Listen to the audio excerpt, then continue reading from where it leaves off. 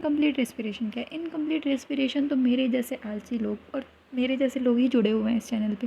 जितने भी मेरे जैसे आलसी लोग हैं उन जैसों के लिए ही है, जो कि कुछ करते नहीं हैं पूरी ज़िंदगी भर, जो चलना फिरना चाहते ही नहीं है। वो अचानक से ऐसे ही सोच लेते हैं कि आज तो भाई मैं भागूंगा, आज तो मैं जाऊंगा, मैं एक्सरसाइज करूंगा। तो उन लोगों के लिए होता है, उनके साथ ही होता है इनकम्प्लीट रेस्पिरेशन। तो क्या होता है ना, जब हम बहुत टाइम से हिले डुले नहीं हैं, लेकिन अचानक से हमें जब ऐसे फुर्तीली आती है ना, तो हमारे जो सेल्स होते हैं उनके पास ऑक्सीजन की कमी हो जाती है। तो जब ऑक्सीजन की कमी हो जाती है ना, तो उस केस में ऑक्सीजन की कमी की वजह से इनकम्प्लीट रेस्पिरेशन होता है और उस वजह से लैक्टिक एसिड बनता है।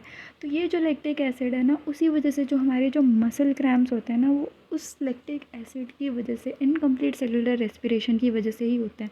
इसलिए भाई रोज़ उठो, जाओ, जॉगिंग करो यार। मेरे से तो नहीं हो रहा, तुम लोग ही कर लो। पर ठीक है, यही है बस इसका काम, और कुछ नहीं होता।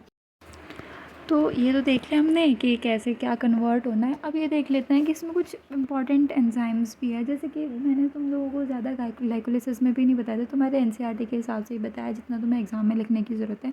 वैसे इसमें भी एक दो इंपॉर्टेंट एंजाइम्स है।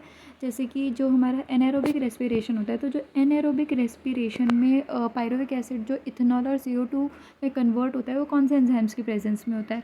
एक तो होता है डी कार्बोक्सिलेज डिहाइड्रोजिनेज, और दूसरा होता है अल्कोहल डिहाइड्रोजिनेज। और जो इनकम्प्लीट रेस्पिरेशन होता है, जहाँ पे लैक्टिक एसिड में हमारा पायरुविक एसिड कन्वर्ट होता है, वो होता है लैक्टेट डिहाइड्रोजिनेज की प्रेजेंस में।